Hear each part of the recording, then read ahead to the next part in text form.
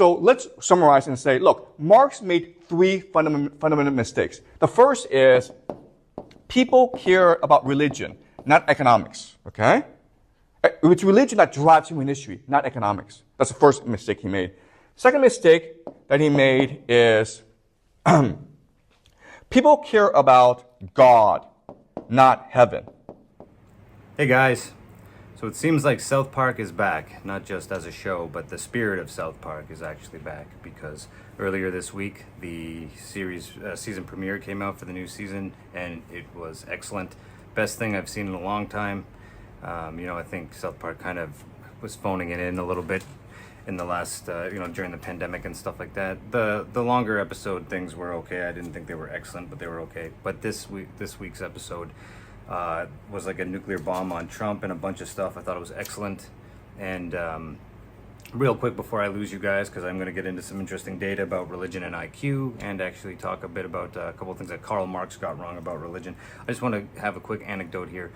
I have loved living through and seeing the evolution of South Park, because when I was 12 years old, my uncle took me to see South Park Bigger, Longer, and Uncut in the theater, which is definitely not a kid's movie. I mean, that's 7th grade for me, but that was weird. I remember us being like the only two in the theater that night, and it was the funniest thing I've ever experienced, especially at the age I was at. And looking back on it, that really, I think, influenced me in some level, both consciously and subconsciously, because I went on to go to school to become a comedy writer, and then later as a journalist, and then try to write a free speech platform and do like social commentary. So it's basically exactly what South Park does too. So I really resonate with what they do, because they're the best at what they do, and they're successful at it, and they're relevant, and it's pretty awesome. So one of the things though that I really loved about this episode was it's the way it was depicting this trend now of wokeness having gone away, as I've been talking about, and then people still having this reaction to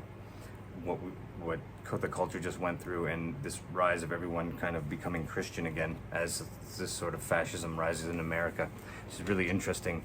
We've seen people like Joe Rogan become Christian, and I was just sharing a clip on my social media the other day from 10 years ago. It was like Joe Rogan, like a hippie quote about how borders don't exist and stuff like that. So watching his evolution with money is funny. And then people like Russell Brand become Christian, and Sam Hyde and all these people. It's a big grift for a lot of people. You might be surprised to know, I think there's 45,000 denominations of Christianity, globally speaking. So it's definitely an adaptable religious template. But yeah, I love South Park. I love that it's back. I love that it's meta, that it's making a comment about Paramount and basically daring, like they're so powerful, they're daring Paramount to cancel them so they can sue and make even more money. And I am an anti-capitalist. I don't really believe in the concept of billionaires, but it's hard for me to criticize South Park right now, watching the way these guys are doing what they're doing, and sticking it to the system. I mean, again, I think there should be probably a ceiling on how much money any person can have at a certain point, but they're now billionaires, and this is an interesting ride to watch. I think it's interesting. I don't think here's the thing, guys. A lot of my friends and peers and people I know as older people have now reverted back to Christianity, various denominations of it. I think this is a mistake, personally. It's a reversion back. It's like and it has a lot to do with people's cognitive abilities, their life circumstances, all of this stuff. Ultimately, I would advocate that we try to move forward. I understand basically what's happening is people are having a response to kind of the nihilism of our culture today, and ironically, they're kind of rebelling against that by going back to religion. And spoiler alert here, with the new South Park episode, one of the points they kind of make is with PC Principal, who is now turned into kind of like fascist Christian Principal character. He's saying, when things feel hopeless, like people just they want to feel like they're on the winning team. This really connects into the whole Trump phenomenon with MAGA, because this is a religious movement, and this is something that Donald Trump, for all his flaws and stupidities, seems to understand intuitively. It's his type of genius, I guess. Politics, really, it's not about economics. It never has been. It's about religion. And MAGA is a religious movement fundamentally, and that's why they really don't care about truth. That's why the irony of him being Epstein's best friend and all this other stuff goes right over their head.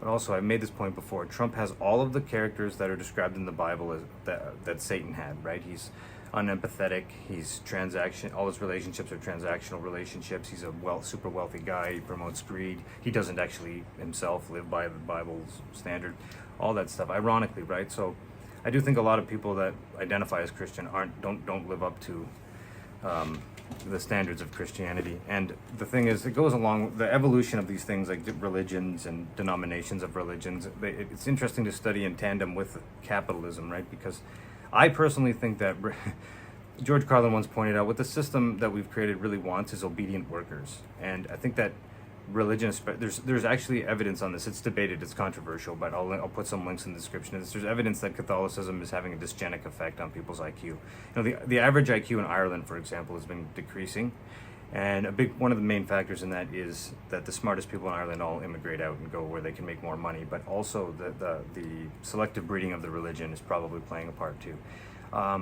On average, I'm a deeply agnostic person, so I'd have to make a whole other video about my metaphysical beliefs. I'm not a materialist, but I'm not religious at all. I'm very secular, and I know that on average, you know, I'm not a hardcore atheist or a materialist, but atheists on average have IQs about 6 points higher than people that are religious, and there's a known correlation between an inverse correlation between religiosity and IQ. So people with lower cognitive ceilings, I think that religion is more of a cognitive tool that they need, which, you know, is beneficial to them. I think also, though, that our whole system is dysgenic, personally. Like that movie Idiocracy is coming true at an alarming rate.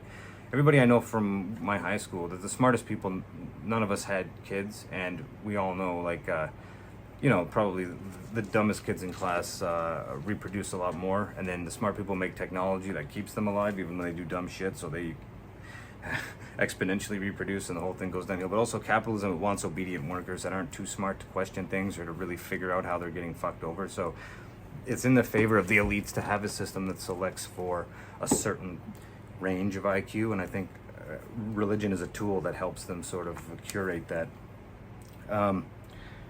Jumping to that, as an anti-capitalist, I also just want to point out for my fellow people out there who are very sympathetic to Marx and value Marx's commentary, as old as it is, it's important that we you know, critique it or be aware of Marx's flaws and stuff, because I'm a big fan of Marx, but he obviously got things wrong. And I think one of these things that even for me was interesting, I learned about this fairly recently, and I'm going to end with a clip here. It's interesting to see that Marx really did think that economics drives history, and I've been thinking that way too, because it really is about people's material conditions. But I think ultimately, psychologically, what we're seeing is for humanity as a broad species and the level they're at, religion is really what's driving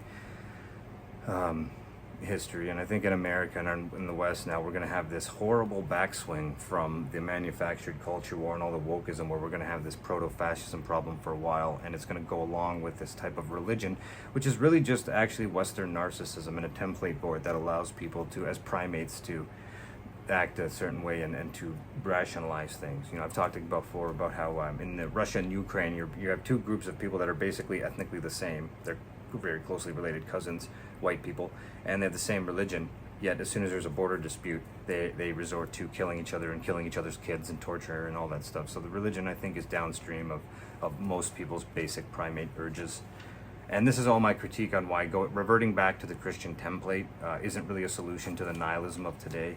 And I think we need to have better discussions on materialism and stuff like that anyway. But ultimately, it all just comes back to the new South Park episode, how hilarious I thought it was, how bang on I thought they were with their criticisms of culture. And I think they're relevant again, and I love the way they're roasting Trump, and I want to see how this plays out, you know, in the big picture with, you know, I think we're witnessing censorship again. People that I knew when I started this channel that used to care about free speech, that are anti-woke, they don't give a shit about it now. I didn't like Colbert, but I don't think he should be fired for political reasons, because this is, you know, we're going to see the way Trump works. We're going to see all this stuff get axed, and I don't like that, and I want to see South Park see how they play this, so it's great. So I'm going to end with a clip now, though, just of this professor explaining a little bit more about what I was saying about Marx and capitalism stuff. So please, if you like the videos and the stuff I talk about, please like and subscribe to my channel. Appreciate it. We'll see you guys in the next Protestant video. religion was a direct response to the Catholic religion. Now this creates a new problem. Okay? The problem is this: how do you know you truly believe in God? How do you know that you are one of the elect? How do you know that you were chosen by God to go to heaven? This creates anxiety, right? Anxiety, as we know, leads to OCD, obsessive compulsive disorder, right? So how do you compensate for OCD? Well, you make a lot of money. But not only do you make a lot of money, but you don't spend it. Because that wealth now is an indicator to you and to others that you are truly one of the elect, that you are saved by God, that you are chosen by God to go to heaven. And that's the birth of capitalism. Okay? Does that make sense? All right? It was not technology driven because the technology at that time was everywhere. But it was only in Europe did you have industrial capitalism. It was because of the Protestant faith. So let's summarize and say, look, Marx made three fundamental mistakes. The first is people care about religion, not economics. Okay? It's religion that drives human history, not economics. That's the first mistake he made. Second mistake that he made is people care about God, not heaven. People care about status, not class. So, in other words, throughout most of human history, we didn't have a concept of money. So, for example, the Vikings, when they went off to steal, they stole lots of gold, right? But when they got back to the village, they would hold a big feast for everyone, and they would waste all this money. You understand? Because there's absolutely no point in having money. You couldn't spend it. If you died, you couldn't keep it. So you made money, you generated wealth in order to raise your status within the community. Okay? And that's why you wore gold, because the gold signified that you have high status within the community.